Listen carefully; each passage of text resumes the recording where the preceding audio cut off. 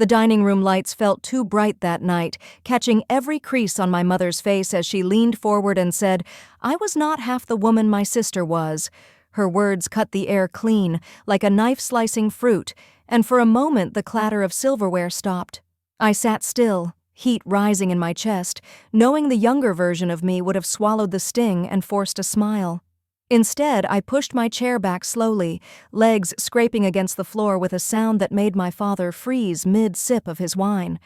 I told her to let my sister pay the mortgage then.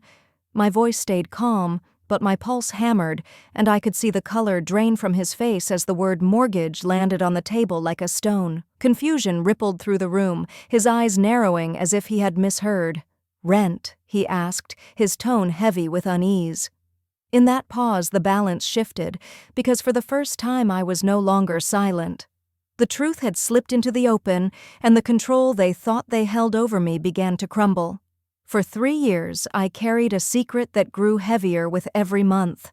$2,000 left my account on the 15th, vanishing before I could even feel it in my hands. 36 payments later, the total stood at $72,000. More money than I had ever seen in one place, yet it was gone into a house that never spoke my name. When I added the numbers, the weight of it stunned me. $72,000 could have bought me a brand new Toyota Camry every single year.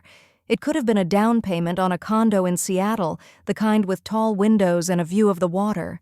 Instead, I was left with empty statements and the dull ache of watching my future traded away for someone else's pride. The cruelest part was not just the money, but the silence that came with it. I became invisible, the quiet bank that saved the family home while my sister posed for pictures on the porch. Every check I sent erased me a little more, until even my sacrifices were edited out of the story. The burden was not only financial, it was the slow disappearance of myself.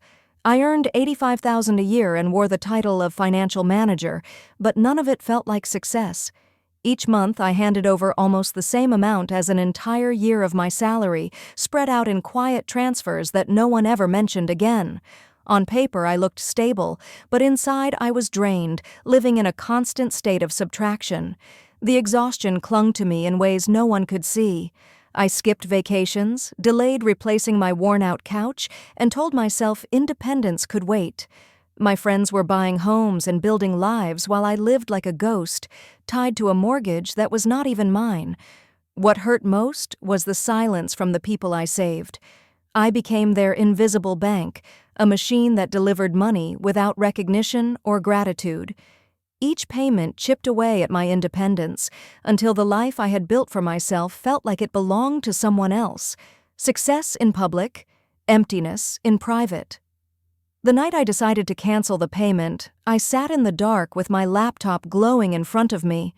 The cursor blinked like it was daring me to press the button. My hand shook as if I were about to cut off my own lifeline. Fear pressed hard in my chest, but when I finally clicked cancel, the relief hit, like blood rushing back into a limb that had been asleep for too long. For the first time in 3 years, I felt weight lift off my shoulders. I realized the money I had been bleeding into silence could now be spent on myself, on a life that was mine. Small steps followed. I signed up for a Thursday cooking class and laughed when strangers applauded my soup. It was such a simple joy, but it reminded me that I could be more than a hidden sacrifice. At work, I threw myself into tougher projects and found strength in numbers that did not judge or dismiss me. Late one night, my director stopped by my desk and told me my focus was rare. The words stayed with me, not as flattery, but as recognition I had starved for. That recognition gave me the courage to want more. A month later, an offer came from a fintech firm in Seattle. Higher pay, equity, and a role that treated me like a mind worth investing in, not a silent wallet. I pressed my palm against the printed email as if the ink itself could feel my gratitude. That choice to cancel one payment had rewritten the course of my life. It was proof that respect for yourself can be the spark that changes everything. The call came from a neighbor who had known me since childhood. Her voice carried both warmth and hesitation as she told me what she saw draped across my parents' house. I opened the photo and felt my stomach drop. A bold red banner stretched wide with words that praised my sister for saving the family home. The shock was physical, like ice sliding under my skin. My body went cold, then hot, then hollow, as if I had been cut out of my own life. This was not just being ignored. This was history being rewritten in bright paint for everyone to see. The house I had carried with $72,000 of my youth was now claimed as her victory. I thought about what that money represented. 3 years of my 20s gone in monthly transfers. 3 years of freedom I could have spent traveling, building equity in my own place, or simply breathing without the weight of someone else's debt. Instead, those years were erased with a banner that turned my sacrifice into her glory. Betrayal from strangers can sting, but betrayal from family leaves scars that never fade. They had not only taken my money, they had stolen my story. To watch them celebrate while pretending I never existed cut deeper than any insult at a dinner table. It was the kind of wound that makes you question whether blood ties mean anything at all. I pulled the folder from the drawer where I had hidden it for years. Each bank statement was stacked in order, the monthly transfers lined up like scars across the page. I spread them on the table, seeing not just numbers but pieces of my life measured in dollars. With a highlighter, I marked the dates and amounts, then built charts that showed the steady climb to 72,000.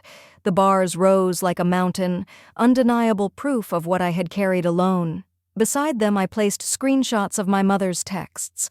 The words "just this once" repeated again and again until they looked like a chant. It felt less like paperwork and more like preparing a case. Every page turned my pain into evidence, my silence into testimony. For the first time, I had something solid in my hands, something that no denial or banner could erase. The restaurant lights dimmed as the slideshow began, each photo painting Elise as the savior of the family home.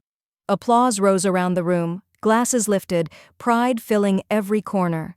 Then the next slide flickered and shifted, and instead of her smiling face, a chart of bank transfers filled the screen. The room went silent.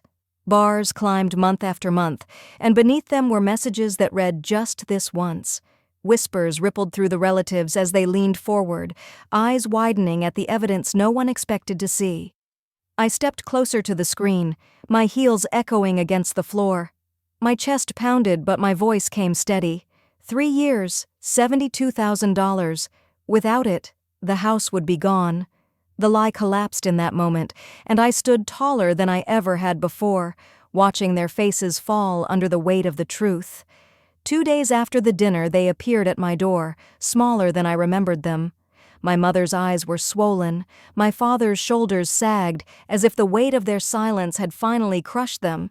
They told me they were sorry. They said they would add my name to the deed so no one could forget again. For a moment, the younger version of me stirred, the girl who once begged for recognition, but she no longer ruled my choices. I told them what I deserved was not a line on a piece of paper. What I deserved was respect, and that was something they had never given. When they left my apartment, the air felt lighter, not heavy with guilt, but open with possibility. I looked around at the walls I had painted, the keys that sat on my counter, the home I had built without their permission. Peace settled over me like quiet sunlight, and I knew this life was mine alone. Your worth is not measured by the lies others tell or the recognition they refuse to give. It lives in the choices you make, in the truth you stand by, and in the resilience you build when no one is watching. No banner or silence can erase the strength you claim for yourself. If you have ever been overlooked or erased, know that you are not alone. This space is for people who believe in justice, honor, and the courage to live with dignity. Subscribe and join a community where stories like yours matter, where truth is celebrated, and where strength is never hidden again.